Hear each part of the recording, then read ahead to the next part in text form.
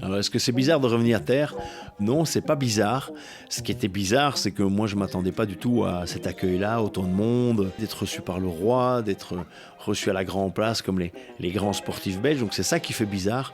On se rend pas compte, en fait. Tout a été compliqué, tout le temps. Moi, j'ai dormi dans le bateau pendant plus d'1 an parce que j'avais pas de budget pour aller louer un petit appart. Et par exemple, voilà, c'est des bateaux où il y a zéro confort. Voilà, il n'y a pas de toilette, il n'y a pas de cuisine, il n'y a pas de salle de bain. Donc c'est quand même assez impactant. Et puis c'est vrai qu'il faut être beaucoup en France. Alors l'étape la plus difficile vraiment, c'était au départ du Vendée Globe. Et je dirais même, c'est trouver les sponsors. Après... Tout le reste, c'est beaucoup de navigation, mais ça c'est du plaisir, parce qu'on aime bien, on est marin, donc on aime bien être sur l'eau, on aime bien naviguer.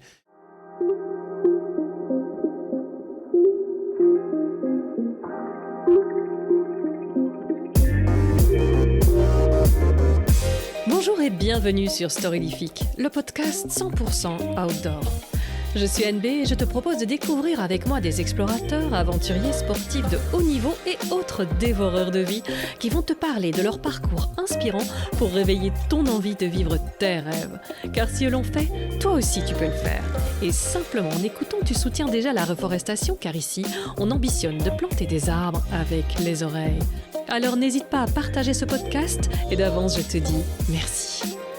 Denis Van Wijnberg est arrivé hors délai, mais dans l'histoire. Premier Belge ayant réussi à boucler le Vendée Globe, il a passé 117 jours en mer, en solitaire, pour atteindre cette ligne d'arrivée des Sables d'Olonne. Ça, c'est ce que vous pensez. La réalité, c'est qu'il a mis 7 ans à l'atteindre. Car la performance, que ce soit en aventure ou en sport, c'est presque déjà la ligne d'arrivée. Derrière, c'est tout ce qu'il se passe en amont, loin des projecteurs. C'est ce qu'il nous relate dans cet épisode enregistré dans son charmant petit coin de pays, pas loin de Louvain-la-Neuve. Cette fois, l'interview, c'est très peu moi qui l'a conduit. Je sers juste à introduire et conclure l'entretien. Les vrais journalistes dans cet épisode, ce sont les élèves de 6e primaire de l'école du Moulin à Vent de Bouges qui, sous l'impulsion de leur capitaine, Madame Lorraine, apprennent la géographie et l'audace à travers la grande aventure du Vendée Globe. Ils nous ont concocté 10 questions dont la pertinence m'a épatée. Alors, je vous souhaite la bienvenue dans leur épisode.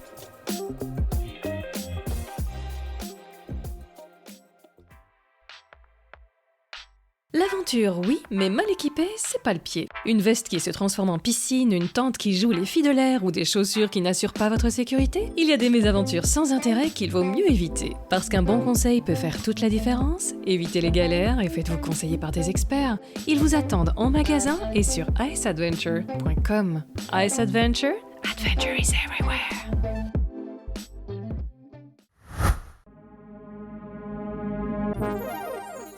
Celui qui a planté un arbre n'a pas vécu inutilement, dit un proverbe indien. Depuis le début de ce podcast, je rêve de transformer mon projet en forêt et je le fais avec l'ONG Graines de Vie et vos oreilles. Et aujourd'hui, j'ai envie de vous parler de leur programme Une forêt pour ma vie qui vous permet de compenser votre empreinte carbone en plantant des arbres. Graines de Vie propose de planter en votre nom 5760 arbres afin de compenser l'empreinte carbone de votre vie. Comment ça marche ? Un soutien étalé sur le long terme est franchement pas cher puisqu'un arbre ne coûte que 50 centimes grâce à leur approche que vous pouvez découvrir à l'épisode 2 de ce podcast. Ainsi, vous aurez planté votre forêt, mais également de l'espoir, du soutien aux communautés locales, de la solidarité, des abris pour la biodiversité et une belle dose d'inspiration pour que demain reste source d'émerveillement. Je vous mets un lien dans les notes pour découvrir ce projet en partenariat avec Storylifique. La prix Nobel de la paix Wangari Maathai a dit « Lorsque nous plantons des arbres, nous plantons les graines de la paix et de l'espoir ». Au vu de l'actualité, cela me parle énormément et j'espère que ça vous parlera aussi. Place à l'épisode. Hors délai, mais dans l'histoire. Alors, pour reprendre les mots d'un journaliste de la RTBF, donc tu avais terminé ton Vendée Globe après 117 jours de navigation solitaire. Denis, c'est un plaisir de parler avec toi ce jour. Et nous ne serons pas seuls puisque toute une classe de 6e primaire de Bouges attend tes réponses avec impatience. Alors, 10 questions qui ont été sélectionnées. Alors, je suis venue avec leur voix et leurs questions sous le bras. Bonjour Denis. Bonjour à tous. Alors, est-ce que tu peux te présenter en quelques mots? Je le ferai aussi, mais je serais curieuse de savoir comment toi, tu te perçois maintenant après cette aventure. Je me perçois toujours comme Denis Van Hoenberg, 58 ans, père de 2 enfants, habitant dans le Brabant wallon. Et puis c'est vrai que l'année passée, il y a un peu plus d'1 an, j'ai pris le départ du Vendée Globe, et puis j'ai terminé le Vendée Globe, et donc je suis le premier Belge à avoir terminé le Vendée Globe. Donc tour du monde en solitaire, sans escale, sans assistance, à la voile par les 3 caps, et on tourne autour de l'Antarctique. Voilà. Mais ta préparation, c'est venu comment? D'abord, t'es tombé dedans à quel âge dans la voile? En fait, je fais de la voile depuis que je suis petit, mais c'était vraiment de la voile tranquille, la voile en bon père de famille. Puis j'ai commencé à faire de la compétition en 2001. Donc j'ai fait la Mini Transat en 2001. Donc on traverse l'Atlantique sur des bateaux de 6,50 m. C'était entre La Rochelle et Salvador de Bahia. Donc on passait déjà par le Pointe-Noire et par l'Équateur. Donc c'était ma première expérience de course au large. Et puis après, j'ai continué à naviguer dans des projets plutôt en semi-pro ou bien amateur éclairé. Et puis je suis devenu professionnel de la course au large en 2018. Et on a un peu suivi ton parcours au festival Into the Blue. Tu étais souvent invité pour raconter un petit peu cette expérience de préparation du Vendée Globe. Tu peux nous expliquer un peu comment ça s'est passé? C'est une grosse implication. J'ai lu que tu avais revendu ton entreprise pour pouvoir te lancer dans cette autre entreprise. Oui, des projets Vendée Globe, c'est d'abord des projets d'entreprise. Il faut d'abord être gérant de société pour faire ça. Donc nous, les marins, on est souvent armateurs du bateau et puis chef d'entreprise du coup. Après, oui, moi j'avais déjà commencé en 2017-2018, je voulais faire le Vendée Globe en 2020, j'ai pas trouvé les financements, et donc j'ai recommencé le projet en 2021 à la sortie du confinement en avril. Après, c'est 4 ans de qualification, il faut se rendre compte, c'est pas juste le Vendée Globe, et on n'arrive pas un mois avant et puis on dit on va faire le Vendée Globe. Donc il y a 4 ans de qualification, j'ai fait 6 transats en course, plus beaucoup d'autres courses, j'avais fait 20 000 milles avec le bateau avant le Vendée Globe, pour me qualifier. Donc il y a tout un processus de qualification avant ça et avant de partir. Et c'est un bateau qui connaissait la route, comme tu dis. Tu as choisi un IMOCA. C'est la première fois, c'était un nouveau type de navigation pour toi, un IMOCA, et qui avait déjà fait le Vendée Globe et une belle 8e place, je pense. Effectivement, donc c'est un bateau que j'ai racheté à Nandorfa en 2016. Il avait fait le Vendée Globe en 2016, moi je l'ai racheté en 2018 et il avait fait 8e avec ce bateau-là. Nandorfa, c'est quelqu'un qui avait déjà fait 2 autres Vendée Globe avant, un terminé en 92 ou 93 je crois, et puis un autre qu'il avait dû abandonner, mais donc il avait l'expérience, il avait déjà fait d'autres tours du monde, donc c'était intéressant de racheter ce type de bateau avec quelqu'un qui a construit lui-même le bateau, pensé lui-même le bateau, avec plein de petites astuces et plein de petites choses qui étaient intéressantes pour un Vendée Globe. Et validé, donc ouais. Et quelles sont les qualités qu'est-ce que tu as vécu l'entreprise, tu sais ce que c'est justement de prendre les choses en main, de prendre des décisions difficiles, de faire attention à tout, de mener un projet. Qu'est-ce qui t'a le plus servi à ton avis pour la préparation d'un Vendée? Ça a été un plus, je suppose, pour certains aspects. En fait, je me suis rendu compte que toutes les expériences professionnelles que j'avais eues avant, que ce soit j'ai travaillé dans une boîte aussi d'événements sportifs, puis après j'ai eu ma société à moi. Avant ça, j'ai encore travaillé aussi comme logisticien chez Médecins Sans Frontières, puis j'ai refait des études de journalisme, j'ai travaillé aussi dans la presse et dans les médias. Donc en fait, tout ce que j'ai eu comme expérience avant, ça m'a servi pour ce projet. C'est la première fois, je dirais, que je mettais toutes les pièces du puzzle ensemble et que ça venait dans un seul projet, et que toutes les compétences que j'avais, je pouvais les utiliser et les exploiter dans ce projet Vendée Globe. Génial. Ah, logisticien, ouais, ça c'est encore une autre aventure qui doit être passionnante, tiens. Pour le MSF, je veux dire, c'est génial. Je savais pas, tu vois, j'en apprends, c'est bien. Oui. La recherche de sponsors, alors c'est venu facilement? Comment est-ce que le montage du projet, tu t'es fait aider pour dire qu'est-ce que je dois mettre dans ce foutu dossier, ou tu avais les connaissances? Non, je me suis pas fait aider, donc j'ai tout fait tout seul comme un grand. Comme j'avais déjà monté d'autres projets avant, en mini, en classe 40, donc je dirais que le canevas, l'ADN est un peu le même si là, en termes de budget, on passe dans une autre gamme de budget, une autre envergure de budget. Donc c'est vrai que au début, j'avais un dossier de sponsoring un peu classique, et puis fin 2021, début 2022, j'ai commencé à revoir totalement mon dossier de sponsoring, et c'est vrai que j'ai changé ma manière de prospecter aussi, et mes cibles, on va dire. Et donc c'est vrai que petit à petit, j'ai eu d'autres rendez-vous, et j'ai vu qu'avec ce nouveau dossier, cette nouvelle manière de prospecter, d'aller démarcher des partenaires potentiels, j'avais plus de résultats et plus de rendez-vous. Oh, chouette. Encore un autre apprentissage, mais hyper important quand on fait de la voile, parce que c'est pas tout à fait gratuit, ces bateaux-là. Alors, le soutien que tu as eu, parce qu'évidemment, ça embarque toute la famille. Donc, c'était ton projet, mais ça a des tellement grandes conséquences. Bon, les 117 jours, quelque part, où tu étais au loin, ce n'est que la partie visible de l'iceberg. Donc, comment ça s'est passé pour ta famille, hein, tout ça? Alors, c'est sûr qu'ils sont en premier plan et c'est vrai que pour eux, ça a été aussi beaucoup de sacrifices. Hein. Déjà parce que j'étais pas souvent en Belgique finalement. À partir de 2021, j'étais entre 7 et 8 mois en Vendée au Sable d'Olonne pour préparer le bateau, naviguer, m'entraîner, faire toutes les courses de qualification. Donc ça c'est la première conséquence facile, mais après il y a eu aussi beaucoup de sacrifices financiers puisque au début on avait très très peu de budget, donc ça veut dire que moi j'avais pratiquement pas de salaire, donc ça veut dire que ça a des conséquences aussi financières sur les implications, je dirais des loisirs, des vacances, des choses comme ça. Donc je dirais que les enfants ils ont été aux premières loges de tout le projet, donc ils m'ont toujours soutenu, mais ils ont aussi dû, eux, faire des sacrifices par rapport à ça.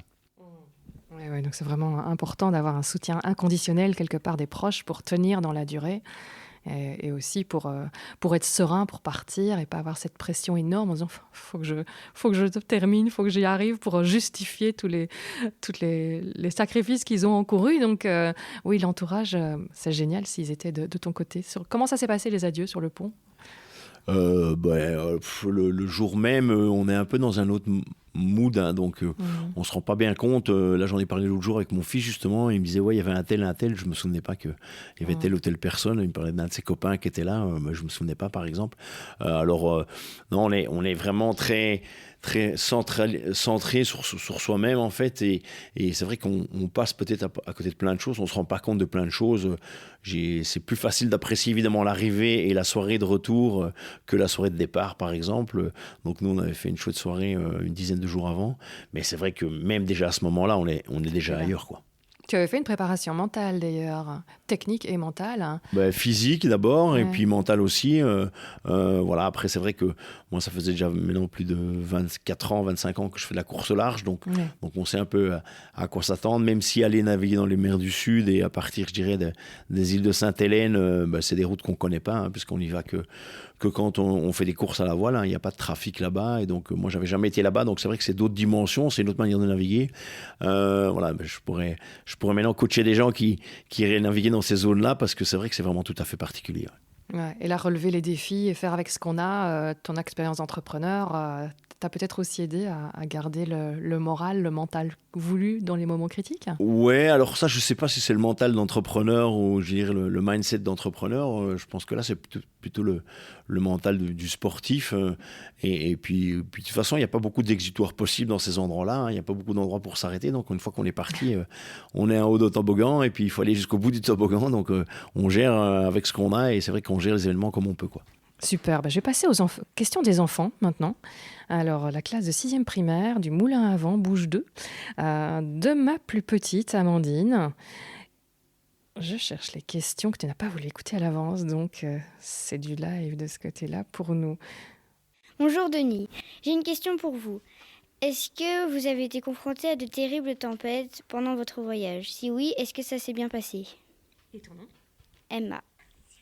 Voilà. Donc est-ce qu'on a des tempêtes? Oui, on a des tempêtes, des terribles tempêtes. Je ne sais pas si c'est des terribles tempêtes, mais c'est vrai que c'est quand même des zones, en tout cas dans les mers du Sud, donc entre Cap de Bonne-Espérance et puis le Cap Horn, où on a tout le temps entre 20 enfin 40 plutôt, 40 km de vent jusqu'à 120 km de vent. Moi, j'ai pas eu 120 km de vent, j'ai eu presque 100 km de vent quand même. Donc voilà, donc oui, et ça s'est bien passé puisque je suis là. Donc voilà, après c'est vrai qu'on a l'habitude avec ces bateaux-là, et que c'est des bateaux qui sont faits pour endurer ce genre de conditions. Maintenant, ça reste des conditions quand même compliquées à gérer, qui sont presque extrêmes hein, quand même, parce qu'au-delà du vent, il y a l'état de la mer, il y a la température. On est quand même pendant 6 à 7 semaines dans une température entre 4-5 degrés, avec une eau froide, donc il ne faut pas qu'il arrive des grosses bricoles au bateau, parce qu'on sait qu'on serait directement presque en situation de survie. Ouais. Et donc, quand tu as 100 km/h de vent, merci de ne pas le faire en nœud pour eux, ce sera plus simple. Qu'est-ce que ça a comme conséquence? Les vagues sont, en général, à ce moment-là, c'est directement les vagues de 6 mètres ou pas spécialement ou... Oui, non, c'est sûr que quand on a du vent, on a la mer qui va avec. Hein, donc voilà, maintenant, avec les prévisions météo, on sait avoir aussi des prévisions de l'état de la mer. Et donc, c'est vrai qu'on on se met des barrières ou des frontières à pas franchir. Par exemple, moi j'avais mis maximum 6 mètres de creux de vague. Donc voilà, donc sans doute que j'ai eu plus parce que c'est des modèles de prévision, mais c'est vrai qu'on fait attention à ça. Ouais. Voilà. Mais sur un bateau comme le tien, il faut bien savoir que c'est une espèce de coque vide, une coquille d'œuf bien résistante, mais enfin, ça doit résonner pas mal quand même quand ça chahute comme ça, quand boum, ça tape. Oui, ben c'est sûr que ça fait du bruit, hein, et puis les bateaux vont quand même à certaines vitesses, donc voilà. Moi j'avais un bateau à dérive droite, donc c'est quand même moins bruyant et moins puissant, et ça va moins vite que les bateaux à foil, où là vraiment, il y en a plein qui dorment avec des casques anti-bruit, des choses comme ça. Moi c'était pas le cas. Au niveau du sommeil, c'est vrai que j'avais pas de problème au niveau avec le bruit ambiant.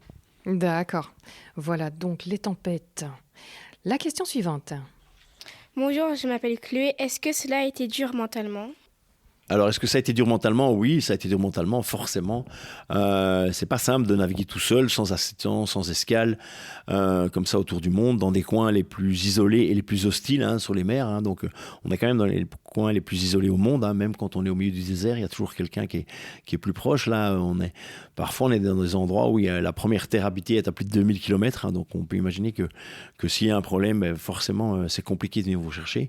Donc, oui, mentalement. Et ce qu'il y a aussi, c'est qu'on passe vraiment par des ascenseurs émotionnels. On est tout content pendant une demi-heure et puis on est tout triste et on pleure pendant une autre demi-heure. Donc c'est vraiment gens qui pleurent et gens qui rient tout le temps. Il faut essayer de garder justement un juste milieu, mais il y a des moments où on s'énerve, il y a des moments où on est désespéré, il y a des moments très compliqués à gérer. Donc voilà, on essaye de passer à travers ça, on passe à travers ça, on a chacun des petits trucs pour gérer ce genre de moments. Et c'est quoi les tiens ? C'est quoi les trucs ? Moi, par exemple, c'était noter des points positifs dans un cahier, des choses comme ça. Quand justement il y avait une tempête qui arrivait, me dire ok, j'ai déjà eu ça et ça comme vent, j'ai déjà géré ça, donc voilà, j'ai les compétences, le bateau a déjà traversé ça, donc voilà, se remettre un peu en confiance par rapport à des conditions qui pouvaient être extrêmes. Génial. Il faut bien dire aussi que les gens qui rient, gens qui pleurent, c'est aussi Dieu pour que les enfants comprennent bien. Le manque de sommeil, enfin, vous êtes en manque de sommeil chronique, ça se gère quand même, c'est compliqué le sommeil sur un bateau, donc toi ça a été de ce côté-là, parce qu'en plus, je veux dire, ce qui m'a le plus impressionné, moi, c'est la longueur de ce parcours, parce que tu as 117 jours, d'accord, c'est hors délai d'un côté, bon, tant pis, mais d'un autre côté, quelle force il faut pour tenir presque 30 jours de plus que le vainqueur, quoi. Ah oui, alors au niveau du sommeil, c'est vrai que moi je navigue depuis longtemps en solitaire, donc on est habitué à gérer ce genre de choses-là. Après, c'est vrai qu'il y a un certain état de fatigue qui s'installe petit à petit, et puis à un moment, il y a quand même le mental qui prend le dessus, donc c'est vrai que ça va un peu mieux à ce moment-là, même si on reste fatigué et qu'après on met quand même du temps pour récupérer. Tu as déjà été, toi, jusqu'aux hallucinations ? Non, j'ai pas, en tout cas sur le Vendée Globe. Ça m'est arrivé sur d'autres courses, plus sur des supports plus petits, où c'est vrai qu'on est beaucoup à la barre, justement en mini 650, on est beaucoup à la barre, et donc là c'est vrai que j'avais pas d'hallucinations, mais j'entendais un peu des voix et des bruits et des choses comme ça, mais ça c'était au début quand je savais pas encore gérer mon sommeil, on va dire. Ouais, je crois que tous les marins en parlent, ils sont passés par là. Question suivante. Bonjour, je m'appelle Adelina. Quelle a été l'étape la plus difficile ? Alors l'étape la plus difficile vraiment, c'était au départ du Vendée Globe, et je dirais même c'est trouver les sponsors. Après tout le reste, c'est beaucoup de navigation, mais ça c'est du plaisir, hein, parce qu'on aime bien, on est marin, donc on aime bien être sur l'eau, on aime bien naviguer. Mais c'est vrai que tous les rendez-vous avant, toute la prospection avant, déjà à partir de 2018, ça a été très très long, très pénible, parce qu'il faut tout le temps remettre l'ouvrage sur le métier, donc il faut tout le temps retéléphoner, on prend que des noms, que des portes qui se ferment, donc il faut vraiment tenir le coup là-dedans, et ça c'est très compliqué. C'est comme quelqu'un qui cherche du boulot en fait, hein. Quand on n'a pas de boulot et qu'on cherche du boulot, on sait que c'est compliqué aussi. C'est plus facile de trouver du boulot quand on a déjà un boulot, donc c'est pareil quand on a des sponsors, c'est plus facile de trouver des sponsors quand on a déjà un sponsor ou d'autres petits, parce que le projet il avance et du coup les gens ont plus facilement confiance dans le projet. C'est vrai que ce qu'on voit, c'est le plus beau en général des projets d'aventure et d'expédition, c'est le projet en lui-même, mais pas les coulisses qui, elles, parfois sont très messy, comme on dit en anglais. Oui, et puis les coulisses sont dures, hein, elles sont même impitoyables, hein. Il y a des projets qui partent pas, ou il y a des gens qui partent pas au Vendée Globe parce qu'ils trouvent pas les budgets, donc voilà, donc ils doivent revendre le bateau, ils doivent renoncer à ça, donc c'est vrai que c'est parfois compliqué. Moi, c'est ce que j'ai eu en 2020, par exemple, donc j'ai pas pu partir parce que j'avais pas les budgets. Ceci dit, heureusement que je suis pas parti parce que j'avais très peu navigué avec le bateau et ça aurait pas été les meilleures conditions pour partir. D'accord. Mais tu as gardé la frite. Oui, ça. on a gardé la foi en tout cas pour aller au bout du projet. Ok. Oui, je pense à ta belgitude parce que bien assumé. Parce que j'étais sur les pontons, j'ai vu ton petit mannequin piece à l'arrière du bateau. Mm-hmm. Je crois qu'il n'est pas revenu, lui, je pense, non? Si, il est revenu. Oui, il a fait le tour du quelqu'un monde. m'a dit, non, je ne l'ai pas vu, il a peut-être perdu en route. Non, il est là. il est revenu, il est au musée du Mannequin Peace. Donc c'est le seul Mannequin Peace au monde qui a fait un tour du monde à la voile, en solitaire. Hein. Donc, non, il a fait le tour du monde. Donc voilà, je voulais l'amener avec moi. Ça faisait partie aussi de la belgitude à amener avec soi. Donc, c'était important d'avoir ce genre de symbole à bord. Ouais. Extra. Et dans les moments difficiles, la dernière semaine, tu n'as pas fait de cadeau quand même, hein, la dernière semaine avant le retour au sable. Non, c'est sûr qu'à partir des Açores, une fois que j'ai perdu ma grand voile, j'ai plus un cadeau, même déjà avant, hein, en termes d'alignement, d'enchaînement météo plutôt. C'est vrai que j'ai chaque fois eu des choses qui se mettaient pas bien, mais bon, voilà, ça fait partie de ce genre de projet. On peut pas en vouloir aux événements. Hein. De toute façon, on n'a aucune maîtrise là-dessus. Nous, ce qu'on doit faire, c'est gérer les événements comme ils viennent et choisir les meilleures routes possibles, les plus intelligentes, les moins endommageantes possibles à un moment. Mais voilà, c'est sûr que dans d'autres conditions, on n'aurait pas eu ce problème de fermeture de ligne parce que c'est vrai que les enchaînements météo ont été très très défavorables. Je dirais même à partir de la remontée de l'Atlantique. Hein. À partir de l'Atlantique, il y a eu des conditions qui étaient particulières. Et puis certainement à partir des Açores et même la fin des deux derniers jours, à partir de l'Espagne, c'est vrai que j'avais du vent contraire, donc je devais faire des zigzags. Je ne pouvais pas faire de la route directe et donc forcément ça rallonge la route et le temps. Ouais, quand ça sent l'écurie, en plus, on dit ça ne doit pas être évident quand même. Ça, on est habitué aussi sur ce genre de parcours. Donc. Ça va, tu vas rester sur ta ligne. Génial. Bonjour Denis, c'est Jade. Pourquoi avez-vous décidé de participer au Vendée Globe ? Alors pourquoi faire le Vendée Globe ? C'est une bonne question. J'ai toujours pas la réponse d'ailleurs. Moi je faisais de la course au large avant. C'est vrai que le Vendée Globe c'est quand même l'épreuve ultime. C'est comme aller à la Coupe du Monde, c'est comme aller au JO pour nous les marins. Donc c'est un peu un Graal aussi à aller chercher. Donc voilà, il y a un caractère très exceptionnel. Hein. On n'est que 150 ou 155 skippers à avoir terminé un Vendée Globe. Chaque année il y a 900 personnes qui vont au sommet de l'Everest. Donc on voit quand même le degré de difficulté. C'est la plus grande épreuve au monde de la voile. C'est vraiment comme une Coupe du Monde. Donc c'est ça aussi qui était intéressant dans ce projet. C'était d'aller chercher quelque chose d'inaccessible. Et aussi en Belgique, on m'a toujours dit que c'était impossible. Donc c'était intéressant de rendre quelque chose d'impossible possible. Et c'était aussi ça, cette démarche. Ouais. Tu dis une très belle phrase. Tu as dit on a tous un Everest en nous. Un Vendée Globe. Un Vendée Globe, pardon. Ça y est, tu m'embrouilles. On a tous un Vendée Globe en nous, oui. C'est sûr que voilà, il y a des gens qui veulent changer de carrière, des gens qui veulent arrêter de fumer, par exemple, demain. C'est à chacun son Vendée Globe. On n'est pas obligé de faire le Vendée Globe pour que ce soit son Vendée Globe. On a tous des petites choses qu'on a envie de faire que parfois on n'ose pas faire. Et donc c'est ce que je dis. Il y a un moment, il faut oser, il faut tenter et puis voir si ça fonctionne. On n'a jamais toutes les réponses aux questions auxquelles se pose avant de commencer un projet. Ouais. Je crois qu'il faut avoir. Qu'est-ce qu'il disait Mike Horn ? Je ne sais plus quel pourcentage, mais c'est pas... Voilà. Il faut avoir, je sais plus moi, 80%, c'est déjà énorme de réponses à ces questions. Et puis savoir qu'on ne les aura jamais toutes. Hein. Non, mais même, nous, on n'avait jamais 80% des réponses aux questions. On n'avait pas de partenaire quand on a commencé, on n'avait pas de bateau, on n'avait pas d'équipe. Quand j'ai commencé à penser à ça, il a fallu monter tout ça. Et c'est que petit à petit, mais c'est comme dans la vie d'entreprise. Hein. On n'a pas de... On avance et puis c'est vrai qu'on gère les questions petit à petit et les problèmes petit à petit. On ne peut pas résoudre tous les problèmes avant de commencer, sinon on ne commence jamais et on reste dans son canapé. Quoi. Ouais, je crois qu'à un moment, il y a le leap of faith, le saut. Il faut sauter dans le vide, il n'y a rien à faire. Il y a ce moment-là. C'est le coach de Yannick Bestaven, Eric Blondeau, que j'avais interviewé aussi, qui parlait qui avait fait un très beau schéma dans son livre avec l'archer et la cible. Et entre les deux, c'est tout ce qui peut arriver, le vent, le ceci, le cela. Et on peut juste affiner sa technique un maximum et assurer tout ce qu'on peut, mais on ne saura jamais tout assurer. Donc, c'est vrai que c'est important. Et pourtant, moi, là, souvent, on a envie d'avoir 100% des réponses et des assurances avant de se lancer, mais c'est là qu'effectivement, l'endroit où on peut vraiment ne subir aucun risque, c'est son canapé, mais on ne vit pas grand-chose non plus. Non, exactement. Bonjour, c'est Emeric. Ça fait quoi d'être tout seul, avec personne autour de soi ? Alors ça fait quoi d'être tout seul? Bon, ça fait rigolo en fait. C'est aussi, on sait bien quand on part sur même des transats ou un tour du monde, le tour du monde c'est vraiment autre chose parce qu'on est beaucoup plus longtemps seul. Les transats on est habitué, c'est 10-14 jours, grosso modo 15 jours. Donc ça voilà, on est habitué, on en a fait pas mal pour les qualifs ou même dans d'autres courses. Hein. Après c'est vrai qu'il y a une autre dimension quand on part longtemps seul. Maintenant on est de moins en moins seul. Alors heureusement ou malheureusement, ça c'est un autre débat, mais c'est vrai que maintenant avec les moyens de communication modernes, on peut facilement faire des visios en WhatsApp ou appeler des gens en WhatsApp, donc on est beaucoup moins seul, mais le revers de la médaille, c'est qu'on a beaucoup d'obligations pour les médias aussi et pour la course, pour la communication de la course, avec des obligations importantes. Chaque semaine, on doit envoyer des vidéos, on doit envoyer des textes, on doit envoyer des photos, donc ça crée aussi quelque part une vraie demande.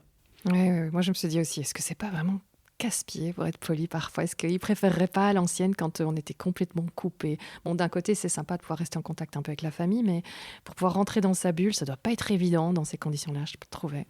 Ouais, alors c'est sûr que il y a deux écoles, hein, l'ancienne et la nouvelle. De toute façon, nous, on peut pas faire autrement, hein, puisque maintenant on est quand même hyper connecté, hyper digitalisé, donc ça fait partie de la nouvelle donne de la course au large, surtout depuis 2 ans. Hein, c'est très fort depuis 2 ans, ça a bien changé depuis 2 ans, depuis qu'on a installé les antennes Starlink sur les bateaux, où il y a une connexion H24 et surtout pour des coûts tout à fait raisonnables. C'était ça le problème avant, c'est que ça coûtait très cher. Que même les grosses équipes ne pouvaient pas se permettre d'envoyer des vidéos tous les jours. Nous, maintenant, avec une antenne Starlink, on a plus de réseau sur le bateau que ce qu'on a à la maison et ça coûte pratiquement moins cher. Donc, c'est très facile d'aller se connecter sur des réseaux, sur des sites, d'envoyer des vidéos, d'envoyer des photos. Donc, c'est très, très facile en fait maintenant. Ouais. Mais par rapport aux sensations que tu as pu avoir, déjà tu étais moins expérimenté bien sûr, mais à ta mini transat où là les moyens de communication c'est très très très réduit. Est-ce qu'il n'y a pas quand même alors mini transat c'était une autre époque, même si maintenant c'est toujours la même chose. Hein, donc ils ont zéro moyen de communication satellite à bord. Je pense que ça fait partie d'un bon apprentissage de pouvoir justement là on doit gérer tout seul. On peut pas appeler quelqu'un pour avoir de l'assistance technique parce que nous c'est vrai qu'on peut appeler pour avoir une assistance technique, pas une assistance sportive ou de performance. C'est important la différence. Donc voilà, ça fait partie aussi du challenge, ça fait partie aussi de l'exercice, de la mise en abîme, je dirais. Donc voilà, c'est ça qui est intéressant aussi. C'est une des meilleures écoles de la course au large, c'est pas pour rien. C'est aussi parce qu'on est obligé de se débrouiller tout seul tout le temps et que donc on trouve toujours des solutions à un moment, quoi. Le taux d'abandon est pas énorme sur une mini transat alors qu'on est vraiment dans la débrouillardise et laissé à nous-mêmes, quoi. Ouais, c'est une approche que j'aime beaucoup. J'ai un petit faible pour la mini. Question suivante. Bonjour Denis, c'est Lina. Est-ce que c'était bizarre de retourner sur Terre après 117 jours? Alors, est-ce que c'est bizarre de revenir à Terre? Non, c'est pas bizarre.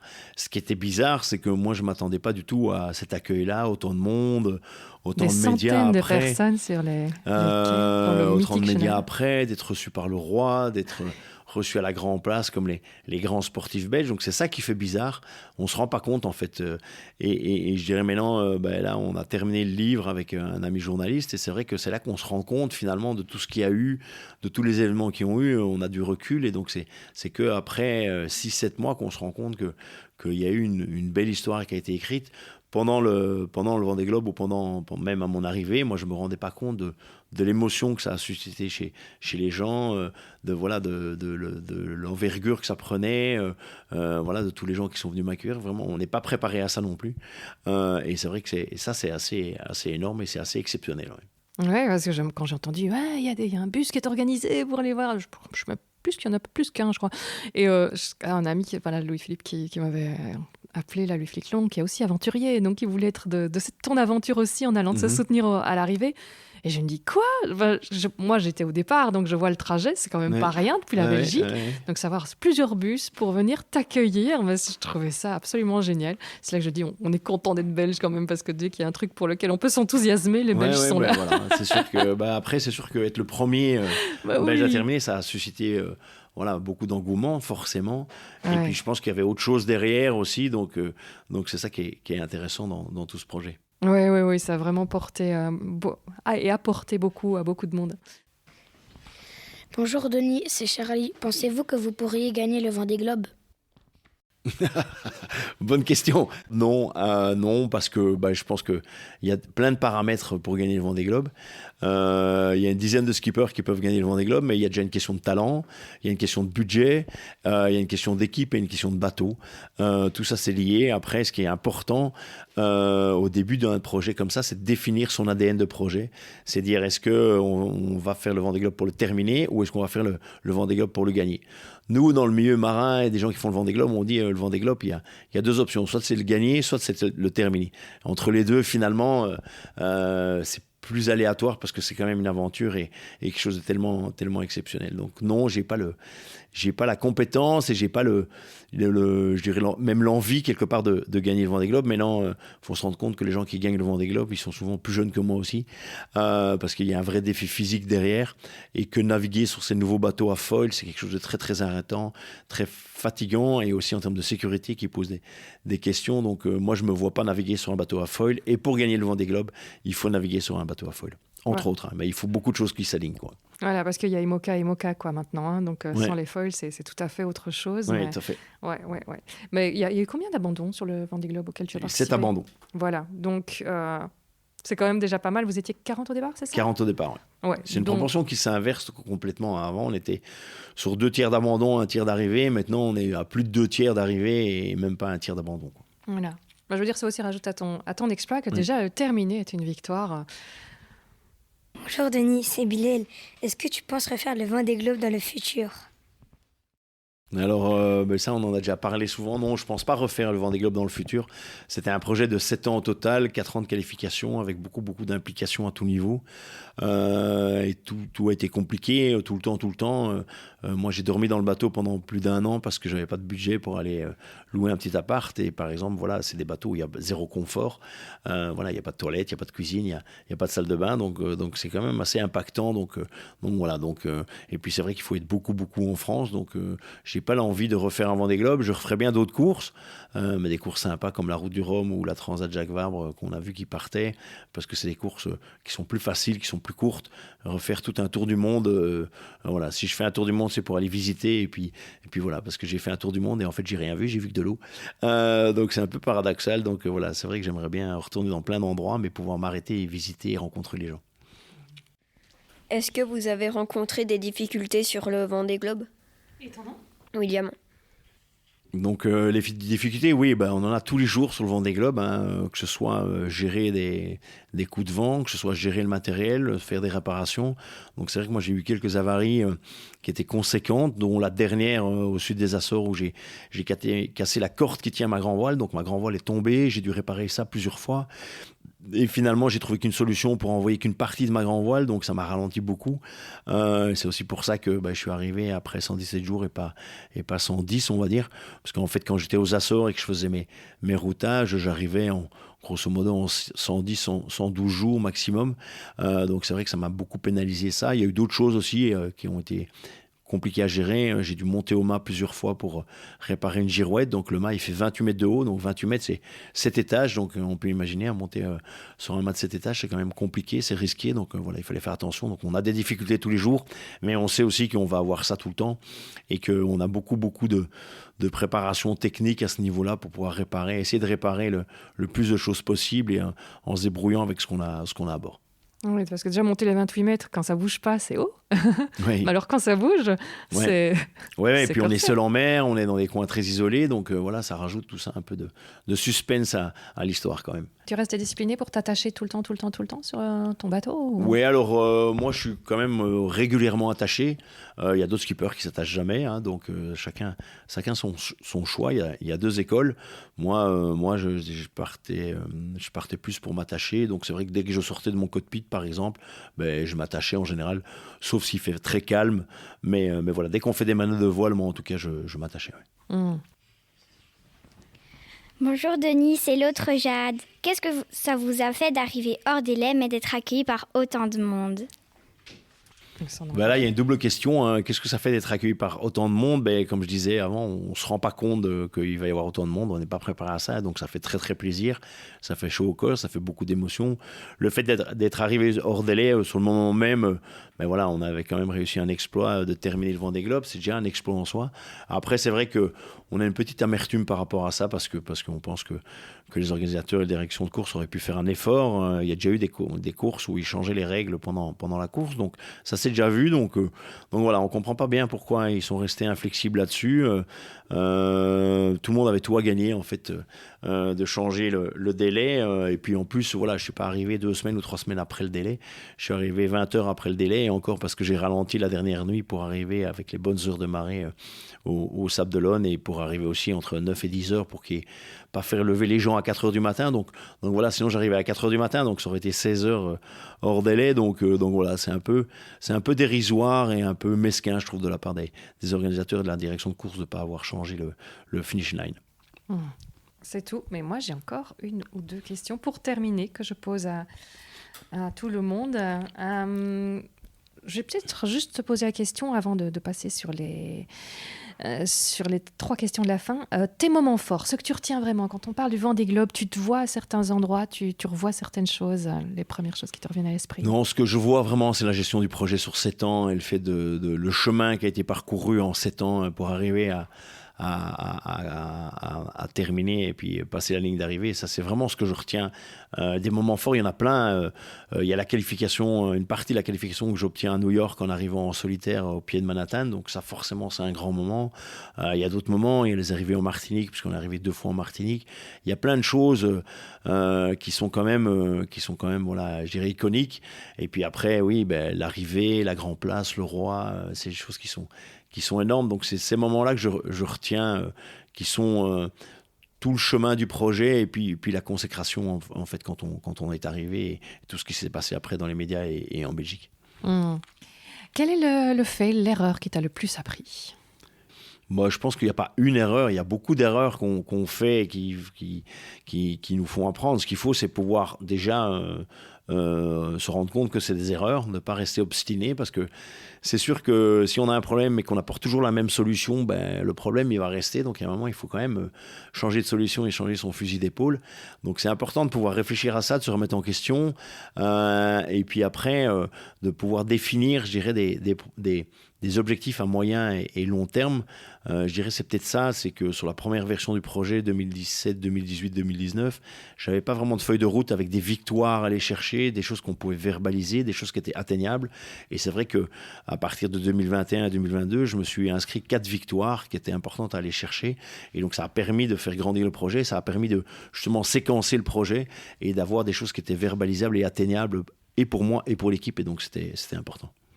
Et s'il y a un succès, le succès, celui vraiment dont tu es le plus fier dans toute cette aventure? C'est d'avoir terminé, parce que ça, c'est juste la métaphore d'un projet. Terminer le Vendée Globe, c'est la métaphore de trop le projet. Donc, c'est ce que j'explique dans les conférences, c'est que grâce à ça, c'est plus un projet, c'est une réalisation. Et donc, ça, c'est important aussi de le verbaliser, de transformer le projet en réalisation. C'est quelque chose d'important. Donc, si je dois retenir ça, c'est vraiment la gestion du projet de A à Z et le fait que ça se termine bien. Alors, est-ce qu'il y a une citation qui te fait tenir debout, ou qui te tient à cœur, ou une histoire qui garde ta motivation quand c'est dur?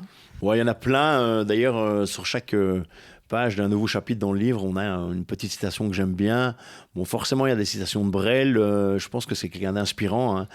Quand il dit il faut du talent pour devenir vieux sans être adulte, sans devenir adulte. Je pense que voilà, ça résume bien le grain de folie et le grain d'adolescence qu'il faut garder en soi pour aller sur ce genre de projet, parce que c'est vrai que c'est des projets qui sont tellement particuliers, où tout le monde vous prend pour juste un idéaliste et un doux rêveur, et c'est ça qui est intéressant, c'est qu'après on arrive au bout et qu'on a démontré, je dirais, c'est une démonstration par l'absurde, que c'est possible, et c'est ça qui est intéressant. Brel, c'est vrai qu'il n'est pas à court de citations inspirantes. Non, c'est sûr. Si on veut te suivre, d'abord, on peut refaire le Vendée Globe avec toi, dans ta peau quelque part, grâce à un livre qui est sorti. Ouais, bah alors il est en cours voilà, il arrive dans toutes les bonnes librairies, comme on dit. Alors il n'y a pas que le Vendée Globe, hein, donc on parle du Vendée Globe forcément, mais on parle aussi de tout le projet avant, qui est devenu, comme je l'expliquais avant, une D'accord. réalisation. On parle aussi de comment j'ai commencé la voile. C'est une autobiographie, donc voilà, donc ça raconte un peu tous mes débuts.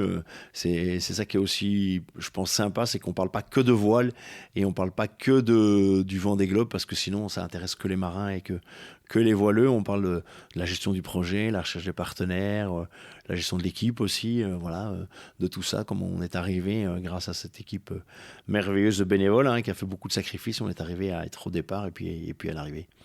Et puisqu'il faut soigner ses après, je suppose que tu as déjà pensé la suite maintenant. C'est quoi? Ouais, alors c'est une question qu'on me pose souvent. Non, honnêtement, je n'ai pas beaucoup de plans sur la comète. Je réfléchis encore, ça prend du temps. J'ai du mal à me décider parce que on sait bien que quand on se décide, on va prendre un chemin, un aiguillage, et puis il va falloir aller dans cette direction-là. Donc voilà, il y a plein de choses que j'ai envie de faire, encore plein de choses. Donc voilà, et c'est assez varié. Donc j'ai pas encore fait de choix définitif là-dessus. Et si on veut te suivre un peu pour voir quelle voie tu auras décidé de choisir finalement dans les prochains mois, où est-ce qu'on peut te retrouver? Bah forcément, il y a toujours les réseaux, hein, donc voilà, on est devenus des personnages un peu publics, hein, donc c'est vrai qu'on donne des news sur les réseaux, et puis. Et sur les réseaux, tu es sur quel réseau et sur quel nom? C'est essentiellement Facebook, Instagram et LinkedIn, donc les réseaux classiques. Voilà, c'est assez simple. C'est Denis Van Weenberg. On a une page, on a un site aussi, mais voilà. Dire que Denis Van Weenberg, c'est simple. Quand j'entends comme les journalistes français ont trop piéton, non, c'est pas si simple. Même en Belgique, c'est compliqué parfois. Donc on mettra dans les liens dans les notes de l'épisode pour être sûr qu'on te retrouve facilement. Ouais. Oui, c'est bien. Ça va faire grandir mes followers. Ok, et sinon tu as un site donc aussi? Oui, c'est un site, mais c'est vraiment informatif. Les infos et les infos chaudes, je dirais, elles sont plus sur les réseaux quotidiennement. Il va y avoir pas mal de séances de dédicaces aussi à gauche et à droite, puisqu'on est dans la promo du livre. On va passer dans les médias aussi. J'ai eu une interview ce matin. Voilà, il y en a d'autres qui arrivent. Donc voilà, on est occupé avec ça en tout cas décembre. Et puis on a encore des conférences en 2026 qui sont prévues. Et on est preneurs. S'il y a des gens qui veulent nous voir en conférence, on peut venir en conférence dans les sociétés ou dans les clubs privés ou des choses comme ça. Génial. Eh bien, un grand merci, Denis, merci pour ton à vous. temps ce matin. Merci. Merci à Denis de m'avoir reçu pour cet entretien où nous étions loin d'être seuls avec ses 10 jolies voix et les questions très pertinentes qu'elles ont posées. Denis vous donne rendez-vous entre les pages de son livre Inclassable, mon Vendée Globe sans jamais renoncer, écrit avec le journaliste Thierry Weber, à se procurer dans toutes les bonnes librairies.